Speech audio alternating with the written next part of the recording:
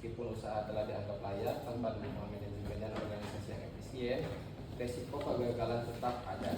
Adapun fungsi manajemen disebut sebagai berikut. Manajemen kan berfungsi sebagai perencanaan, pengorganisasian, pelaksanaan, dan pengawasan. Itu perusahaan kan diatur oleh undang-undang tenaga kerjaannya. Kita tahu jam kerja harus berapa, terus SDM harus seperti apa, mungkin bisa dibaca sendiri lah. Salah tentang badan hukum dan karakteristik perusahaan. Nah, bentuk usaha kan ada bermacam-macam juga. Ada CV, ada firma, ada koperasi, ada persekutuan komanditer, dan lain sebagainya. Mungkin nanti akan bisa milih sendiri kira-kira perusahaannya itu mau tipenya seperti apa, nah, di CV atau bahkan PT seperti itu.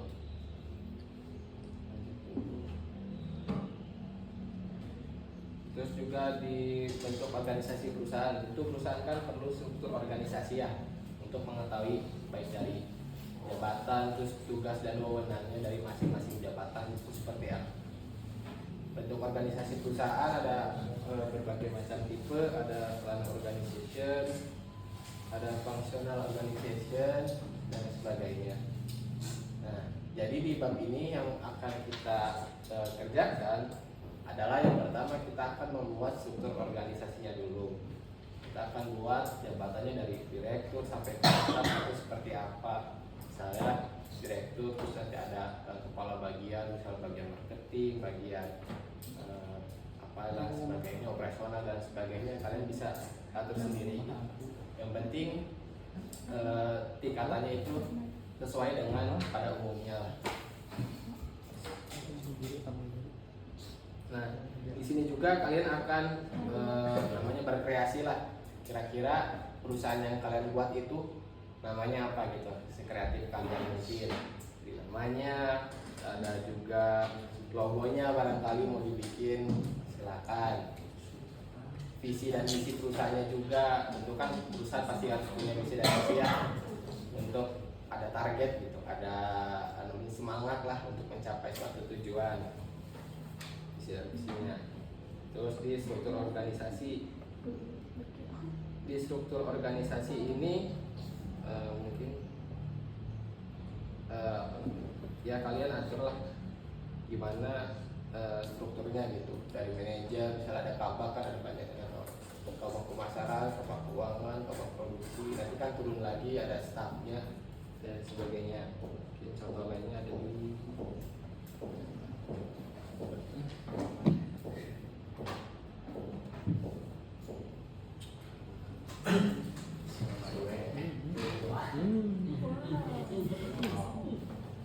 ini mungkin seperti ini ya struktur organisasinya.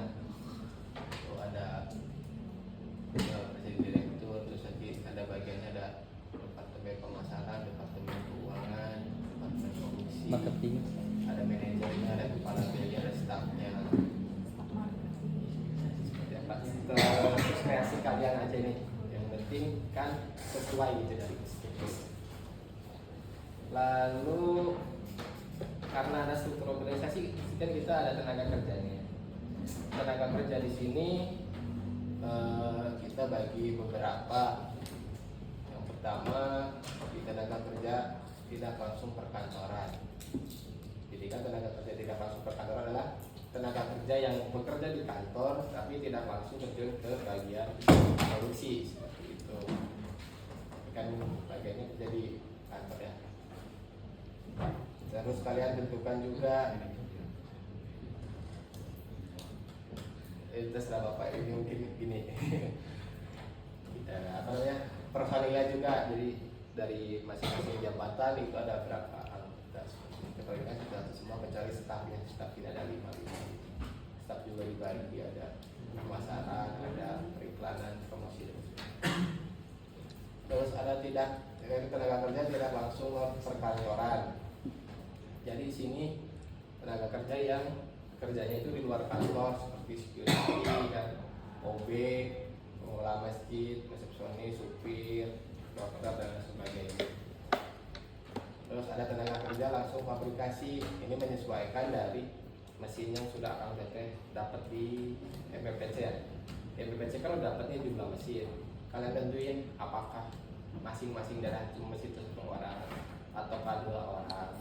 Yang penting dapat dari tenaga dari masing-masing mesin diperlukan berapa tenaga kerja gitu. Kan di Manusia bawah di bawah 30% kan lewat tenaga kerja assembly juga kan sama teman-teman udah dapat nembak kan itu mah di assembly jadi gedenya aja. dari masing-masing mesin yang berapa jumlahnya, jadi lalu personilnya kira-kira berapa.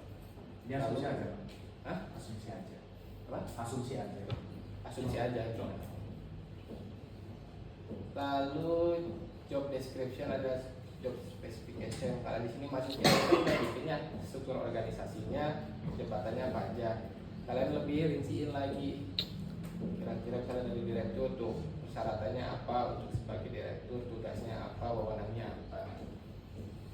Nah, misalnya manajer pemasaran 3 kriteria, ada persyaratan jabatan, tugas dan wewenangnya.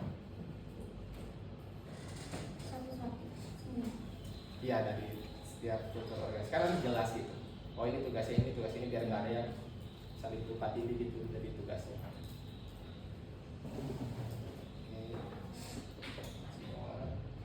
Lalu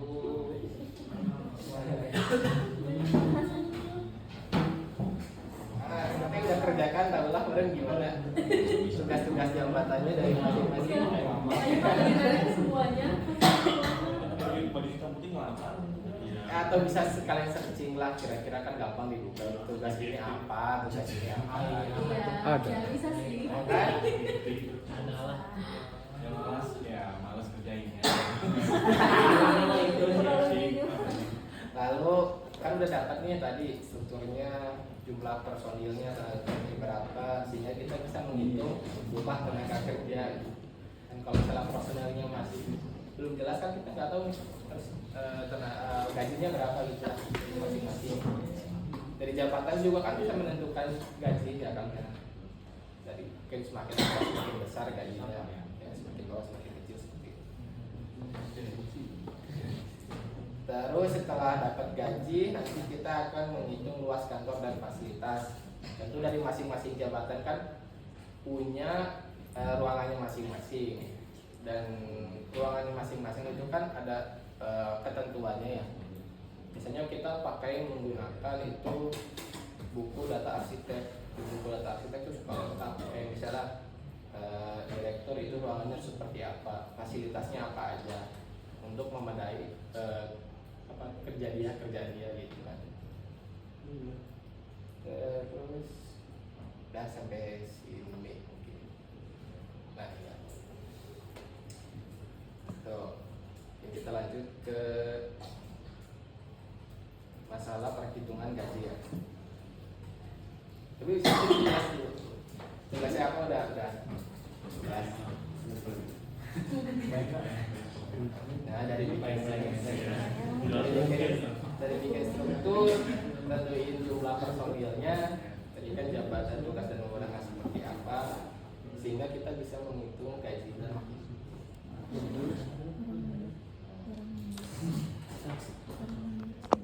Untuk penggajian seperti ini, nanti kita gaji pokok biasanya itu dapat dari UMR aja gitu. Dapat dari UMR tempat pabrik kita akan dibuat. Nanti ada perhitungan sendiri untuk nentuin pabrik kita tuh mau di mana gitu. Kita biasanya menggunakan metodenya center of gravity atau COG. Jadi dari supplier sampai ke customer kita akan tentuin kira-kira lokasi pabrik itu di mana supaya menjangkau supplier dan menjangkau customer itu tepat gitu. Optimal seperti itu. Ada gaji, nah terus ada persentase gaji. Kalian ini kan tentukan berapa kira-kira persentasenya dari masing-masing job jabatan. Kalian bisa searching di Google, ada peraturannya dan sebagainya. Terus ada gaji bulanan, berarti kan tinggal kali per bulannya. Terus tunjangan per bulan, tunjangan kan biasanya ada transportasi, kesehatan, hari raya, atau makan apa itu dan sebagainya. Kalian tentuin aja kira-kira mau berapa gitu tunjangannya, nggak ada batasan ini. setiap jabatannya juga searching atau misalnya akan kita tahu di perusahaan gimana sistemnya mau diterapin silakan, atau mau searching berdasarkan peraturan yang ada di umum.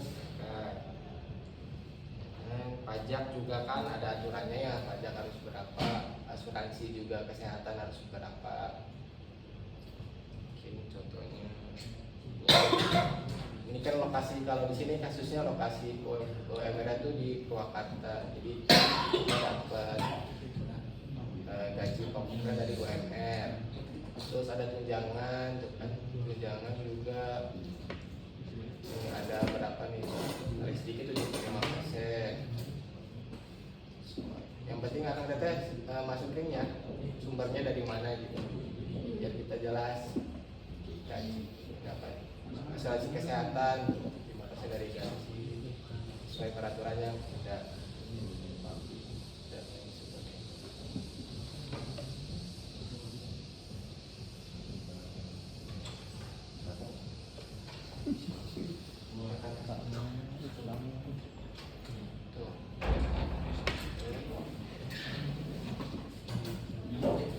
Untuk perhitungannya berapa lah, apa sih?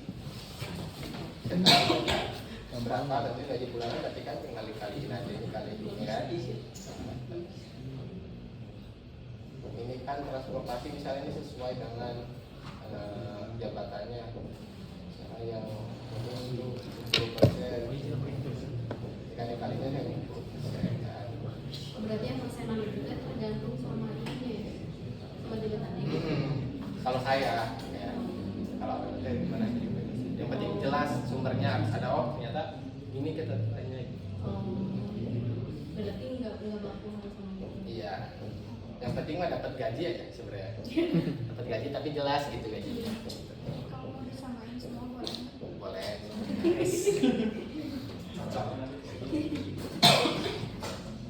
Kalau tunjangan berarti kena ditunjangan. Oke. Terus, nah kalian ini bagi 3 ya. Tadi tenaga kerja kan ada 3 bagiannya. Nah, tenaga kerja perkantoran, non perkantoran, ada itu pabrikasi, assembly kan. Kalian bagi 3. Berarti kalau ini kan sesuai dari si struktur organisasi ya. Kalau yang bawah tenaga kerja tidak langsung perkantoran, berarti kan ini dari yang tadi ada security, OB dan lain sebagainya. Terus tenaga kerja langsung pabrikasi, berarti kan menyesuaikan dari karyawan atau tenaga kerja yang ada di pabrikasi, dan sesuai dari mesin yang digunakan dan personilnya berapa. Terus tenaga kerja langsung assembly sesuai dengan mesin, seperti itu. Ke sini dulu, ada yang naik kan? Nah, biar nggak aja. Jadi dibagi berapa? Dibagi 3, 4 ya Pak. Kalau penentuan presentasinya yang kayak tunjangannya kayak gitu, kesehatan, transport sama kesehatan itu ada ketentuannya nggak? Ada tadi Ada. nggak? Mana sih? Tuh, ini kan saya dapat nih dari sumbernya tuh di nih ada nih sumbernya sama Kajian. ya. Tuh 5% kan? Ada ketentuannya berapa sampai tidak benar. Ya mungkin ada peraturan baru ya. Pokoknya yang terbaru. Terus ada lagi yang ditanyakan dulu. Sampai lihat yang awal tadi yang buat dari yang awal struktur gitu langsung awal-awalnya aja sih, yang asal mobilnya. Atau lihat ini sudah benar itu. Daftar isi aja. Coba lihat dari daftar isi ya.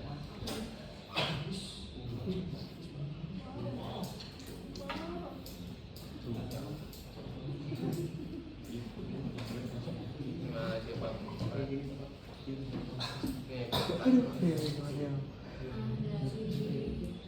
Dari karakteristik logo, hmm?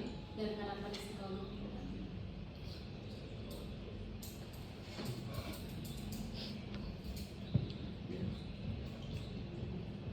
Ke bawah aja sih kan. Ya. yang struktur terus apa namanya setelah struktur masuk oh iya faktornya.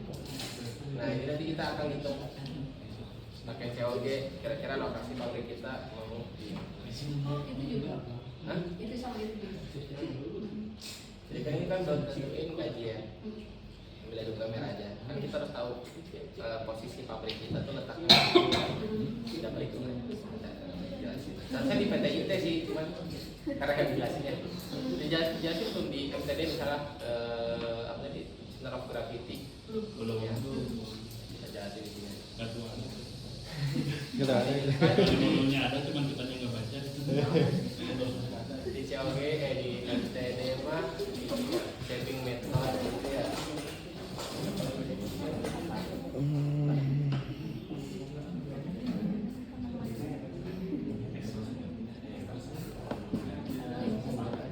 Kalau letaknya mah terserah ya bebas ya. Apa? Letaknya bebas kan? Ntar kita disusun. Oh dikunci. Iya.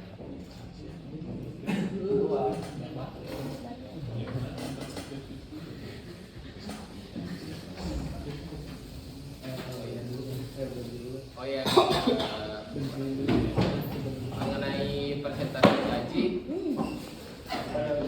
ini kan menyesuaikan itu jabatannya ya. Kan semakin tinggi semakin besar persentase, ya semakin rendah semakin kecil. Supaya adil sesuai dengan tugas dan wewenang. Kayak makan kita.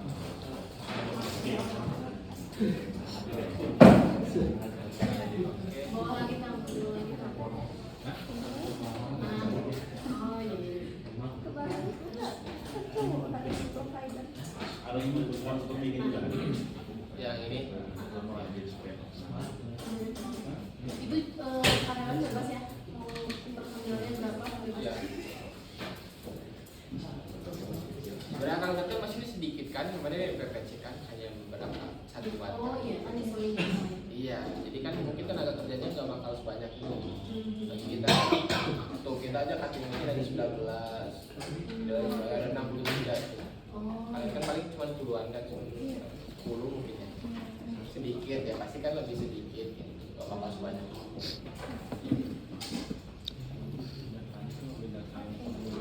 Iya, kan dari FPC udah dapat jumlah mesin. Kita pakai di sini kira-kira dari tiap mesin itu personilnya butuh berapa? Mau satu mesin satu enggak?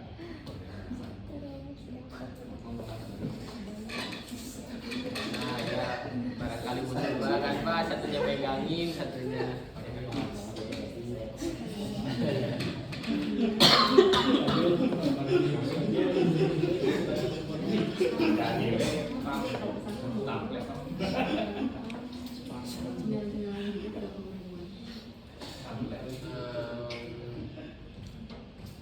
terus kan nanti output dari ini tuh yang terakhir ada luas kantor ya. Kemarin kan kita udah dapat luas lantai ya, luas lantai produksi. Jadi dari luas mesin seperti apa, terus luas gudangnya seperti apa. Kita di sini akan dapat luas kantor dan fasilitas. Jadi SDM yang kita tentuin nih, ada berapa, kita akan tentukan dari masing-masing ruangannya sampai dapat luas kantor itu harus berapa. Di sini ada dibagi 4. Ada luas lantai perkantoran, luas lantai fasilitas perkantoran, luas lantai fasilitas pabrik, luas lantai luar fasilitas kantor dan pabrik. Luas lantai perkantoran kan berarti mencakup ruangan kantor yang digunakan untuk kegiatan manajemen perusahaan. Berarti kan ruangan direktur, ruangan kepala bagian, mungkin ruangan staf dan sebagainya, itu masuknya ke luas lantai perkantoran. Lalu luas lantai fasilitas perkantoran, kan kantor juga pasti perlu fasilitas ya, ada toilet, ada pantry dan lain sebagainya. Nanti kan tadi udah dapat nih kayak misalnya OB, berarti kan luas lantai fasilitas perkantoran gitu. Terus luas lantai fasilitas pabrik, di sini luas lantai mencakup ruangannya yang digunakan untuk kegiatan produksi dan operasional di dalam pabrik. Jadi luas lantai kantor pabrik itu fasilitas yang ada di bagian produksi gitu. Dari kemarin luas lantai produksi gitu. Ada untuk material handling, ada untuk mungkin jadi loading dock ya, untuk beberapa parkir mobil, untuk mobil truknya gitu ya, seperti apa. Terus ada luas lantai luar fasilitas kantor dan pabrik ini yang di luar kayak ada pos satpam, ada masjid, ada parkiran mungkin di luar yang dan sebagainya. Referensinya aja ada di buku arsitek.